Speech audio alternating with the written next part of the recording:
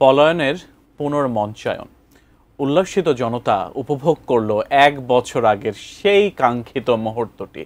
মানিক মে অ্যাভিনিউতে ৩৬ জুলাই উদযাপনে স্বৈরশাসক শেখ হাসিনার পালিয়ে যাওয়া দৃশ্যসহ ছিল নানা আয়োজন। আরো বিস্তারিত জানাচ্ছেন সহকর্মী সাব্বির আহমেদ। থেমে থেমে বৃষ্টি, আবার যখন রোদ, কড়া রোদ, এরকম চরমপন্থী আবহাওয়া উপেক্ষা করেই ৩৬ জুলাই উদযাপনে মানিক মিয়া অ্যাভিনিউতে জনতার ভিড়। সংস্কৃতি মন্ত্রণালয়ের উদ্যোগে এই আয়োজনে ছিল জুলাই অভ্যুত্থানকে স্মরণ আর আলোচিত সব স্লোগান।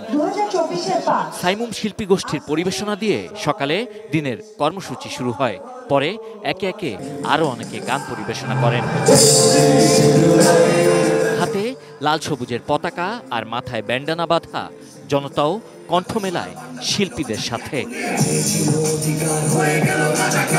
জুলাই আন্দোলনের ধারাবাহিকতায় ৫ আগস্ট হয়ে যায় ৩৬শে জুলাই, যেদিন স্বৈরাচার সরকারের পতন হয়েছিল, জন্ম হয়েছিল নতুন এক বাংলাদেশের।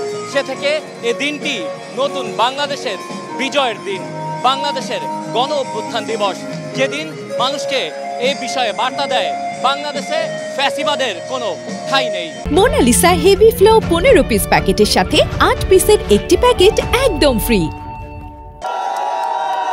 বেলা ২টা ২৫ বাংলাদেশের পতাকার লাল সবুজের ধোঁয়া আর হেলিকপ্টারের গ্যাস বেলুন উড়িয়ে শেখ হাসিনার পালিয়ে যাওয়ার দৃশ্যটির প্রতীকী মঞ্চায়ন করা হয়।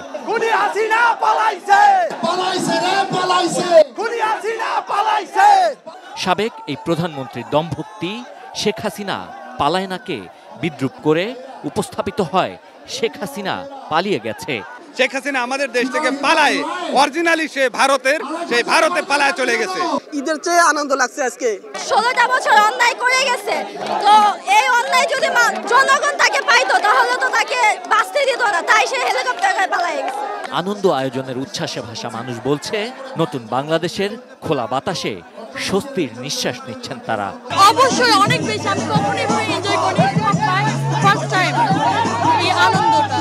গ্যাস বেলুন এবং রঙিন ধোঁয়া ওড়ানোর সময় ছোটখাটো একটি বিস্ফোরণে ১০ জন সামান্য আহত হন। বার্ন ইনস্টিটিউটে চিকিৎসা নিয়েছেন তারা। Sabbir Ahmed, ATN news, Dhaka.